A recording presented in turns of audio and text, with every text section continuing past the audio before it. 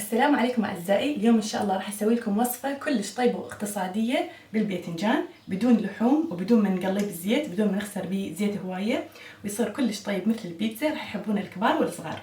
ونبدي هسه بسم الله مع طريقة العمل مباشرة. هنا عندي 3 حبات من الباذنجان، أنا غسلتهم كلش زين. هسه راح نوخر هذا الجزء من عندهم بهذا الشكل، بس نبقي القمع على مود الشكل يعني. وايضا حتى ما ينهرس بالفرن، احنا راح نخليه بالفرن. هنا كل باذنجانه راح اقسمها بالنص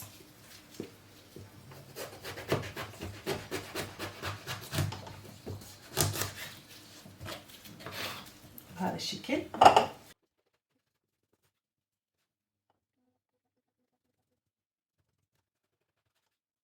هنا اعزائي راح نبدي نحفر الباذنجان بهذا الشكل.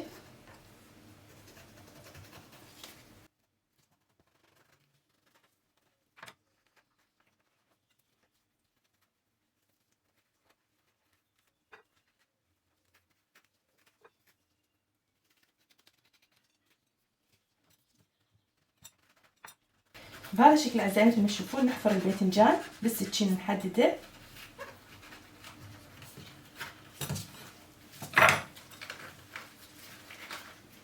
هيك شيء كلش سهل. بهذا الشكل اعزائي مثل ما تشوفون نحفرهم، بس نخلي بهم شويه سمك.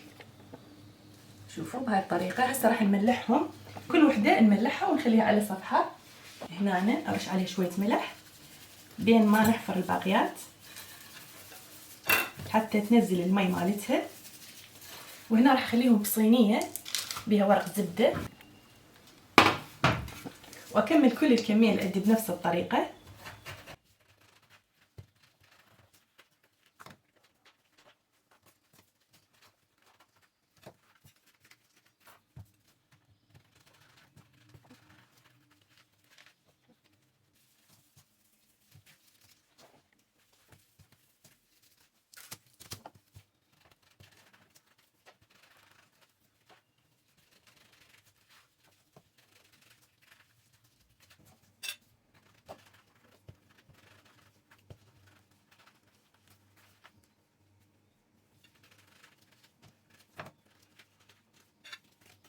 هنا اعزائي بهذا الشكل كملت كل كميه الباذنجان هسه وملحتهم طبعا. هسه راح اخليهم على صفحه مثل ما قلت لكم 10 دقائق ينزلون المي مالتهم بين ما نسوي الحشوه. هنا اعزائي هذا اللب مال الباذنجان راح نفرمه.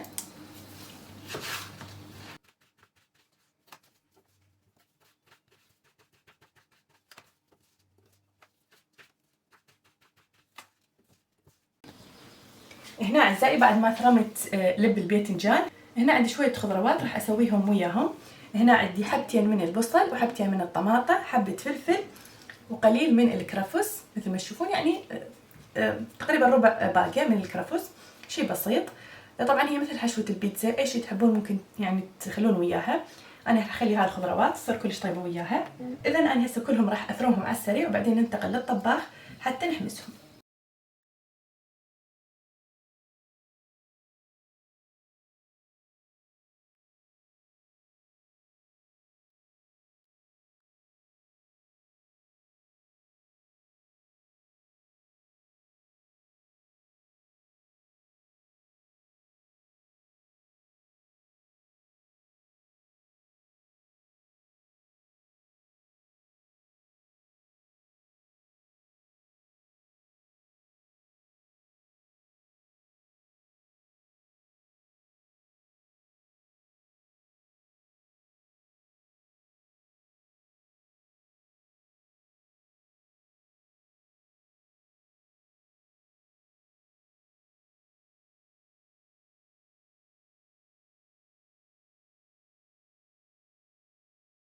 وهسه اعزائي بعد ما صارت عندنا الحشوه جاهزه راح ننتقل للطباخ.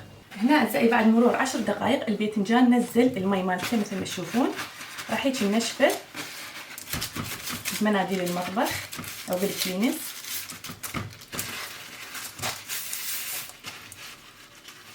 هاي الخطوه مهمه حتى الباذنجان ما يشرب زيت. هنا اعزائي راح نجهز خلطه الزيت. راح نحتاج ملعقتين، فقط ملعقتين من الزيت. ممكن تستخدمون الزيت العادي او زيت الزيتون. فقط ملعقتين كبيرة. هنا راح نضيف لهم توابل تعطي نكهة كلش طيبة مثل نكهة البيتزا. هنا عندي نص ملعقة صغيرة من الزعتر، نضيف لهم نص ملعقة صغيرة من البابريكا، نص ملعقة صغيرة أو رشة ريحان. هنا عندي رشة ملح، يعني نستخدم رشة بسيطة من الملح لأنه احنا أصلا ملحناه. نمزج هاي المكونات، تصير عندنا هي هاي الخلطة تعطينا طعم كلش طيب مثل طعم البيتزا. ونمسح بيها الباذنجانات قبل ما ندخلهم الفرن. طبعا لازم نمسحهم من الجهتين. وهسه أنا راح أدخلهم الفرن على درجة حرارة 200 درجة مئوية، أخليهم بالرف الوسط. طبعا أفتح الفرن من الأعلى والأسفل، ما ياخذون وقت، بسرعة يستوي الباذنجان لأن أصلا إحنا حافرينه، يعني بين ما نطبخ الحشوة مالته هو يكون مستوي وجاهز. هنا أيضا نقلبه على الجهة الثانية بنفس الطريقة، نمسحها بالزيت، خلطة الزيت هاي. إذن أعزائي هسه راح ندخل الفرن ونكمل وياكم طريقة عمل الحشوة.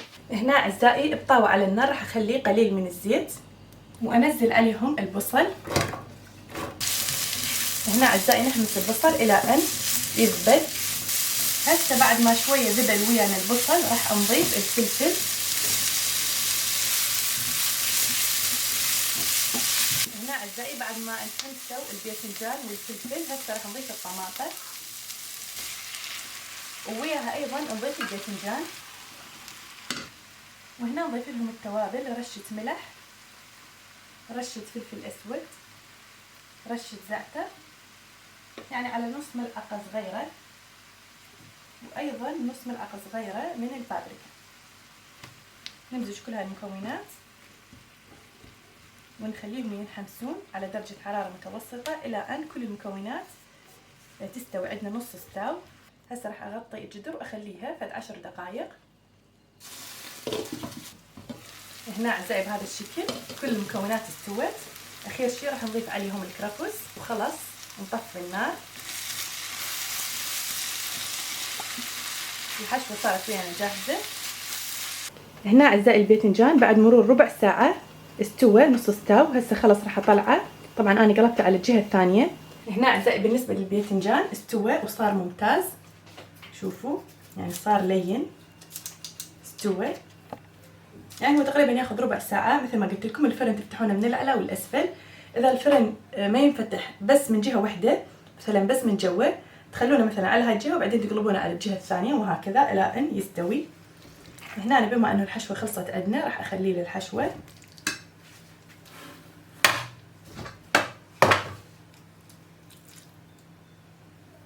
نحشيهم بهذا الشكل.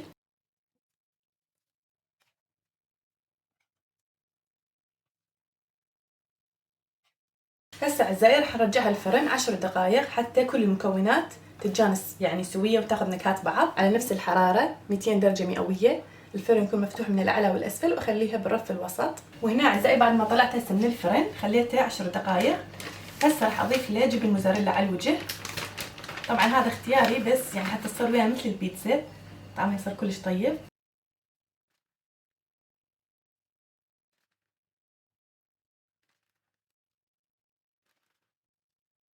هنا أعزائي آخر شيء نضيف لهم رشة بابريكا وخلاص أرجعهم الفرن إلى أن تذوب الجبن وخلاص. وهذا أعزائي شكله النهائي بعد ما طلعناه من الفرن. شوفوا أعزائي يصير روعة. طبعا هذا يبيعونه بالمطاعم كلش غالي، بينما احنا سويناه بطريقة كلش اقتصادية كلش طيب يصير. وهذا أعزائي شكله النهائي مثل ما تشوفون. طبق التقديم نقدمه بهذا الشكل أو نقدمه ويا الخبز. وصحتين وألف عافية عليكم. طبق يصير متكامل وكلش طيب. أشوفكم إن شاء الله بوصفة جديدة وأترككم في حفظ الرحمن.